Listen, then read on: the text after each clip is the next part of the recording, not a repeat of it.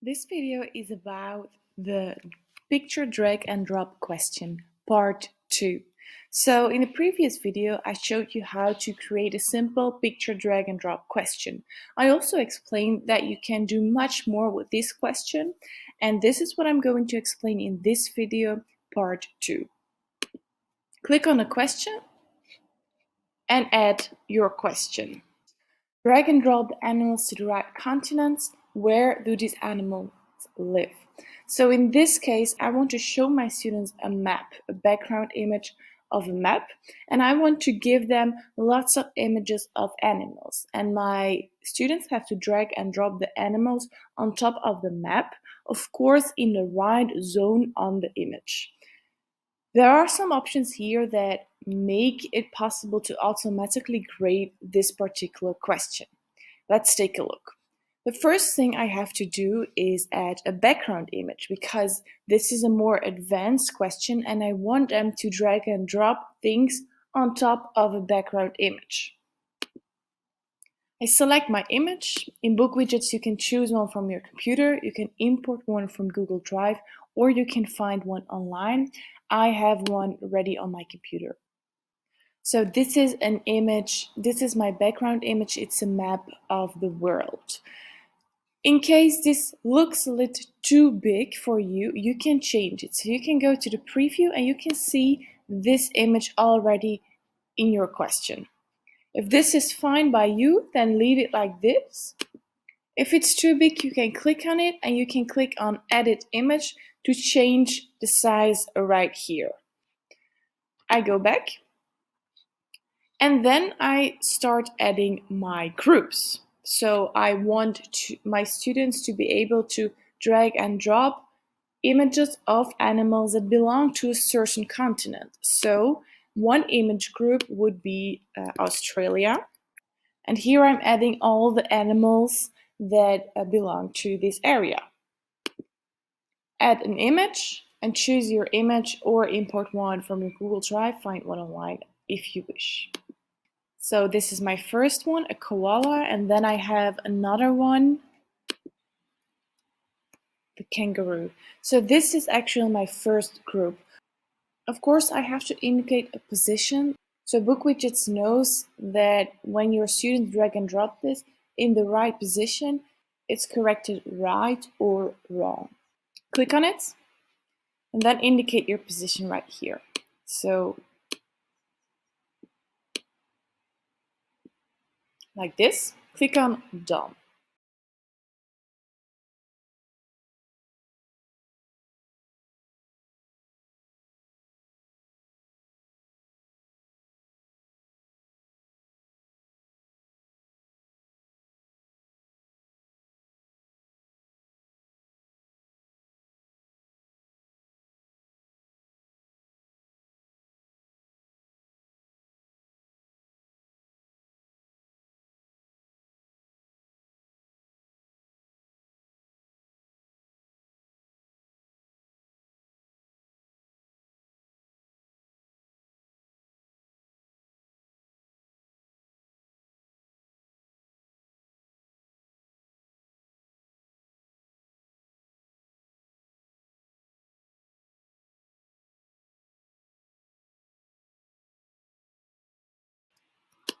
When you created all your image groups, click here to go back. In a normal situation when you don't use a background image and when you let BookWidgets decide the drop zones, you don't have to do anything else. But part 2 of this question is about creating something special and about showing you the advanced settings and what you can make with all these elements. So you have all the groups right here. You have the background, and there are some Dropbox options and image options. If you click on preview, this is what you will get, and this is actually not what I want to have. The first thing is that these images are too big, so it's a little bit hard for students to drag and drop them here on the map. The second thing is that that you see these boxes and that the boxes are not placed where I placed them before, and that you can see the names. So this is because I didn't change any other options. So I go back, and then I'm going to changes. The first thing I want to do are the Dropbox options here. So I don't want to show the header, so the group name, I don't want to show that to my students. And the position of the drop boxes cannot be automatically. So when you can choose, let me specify the position of the drop boxes. So I did this when I added my groups already. So I just have to click here instead of automatically position drop boxes. I choose, let me specify position of drop boxes. Then here, the drop boxes have that line. So I don't want my students to see a line, a drop box on my background image, because that's what the background image is for. So I click here on none. So I don't want to show a box border style. And I also don't want to show the box itself. So I choose it to be transparent. So my image will go through this drop box. And then only drop on boxes. This is an option you can choose. So, or your students can drop the images anywhere on your image, or you can choose that they can only drop the images in the boxes in the position of the boxes you added to the background image. In this case, this is perfect for me. I go back here, and then I want to do one more thing. So I set all the images to drag and drop. The images were a little bit too big, so it's hard for students to drop the images on top of the background image. So I click here on image options, and I choose it to be fixed. And then I can choose the resize height. 100 here is perfect, so I do not have to change that.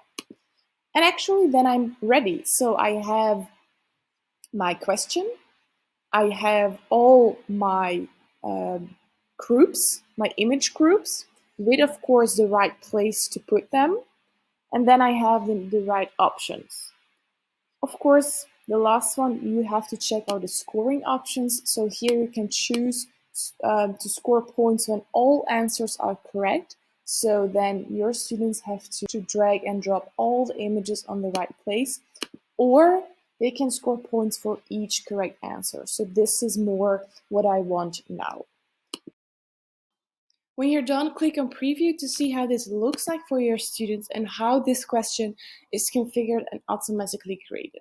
So on top you see, or your students will see, all the images you added to this question. If they are too small, because I made them a little bit smaller to fit more in this question type, students can still click on the image to see what this image is, so they can start zooming in and zoom out.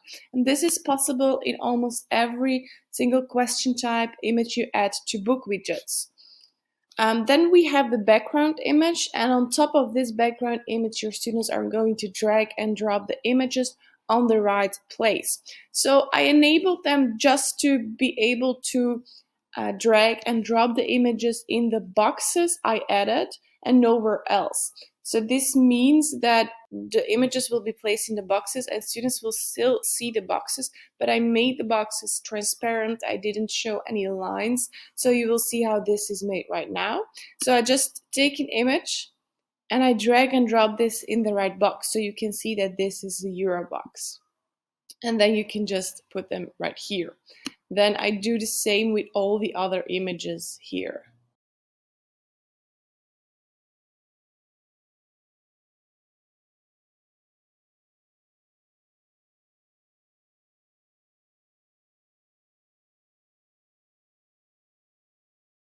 Of course, I'll make a mistake first, like this. Click on Show Answers to see how this is automatically created. And then you can see that everything is right except for the kangaroo that's in the wrong place. So the images get those green or red listings boxes around them.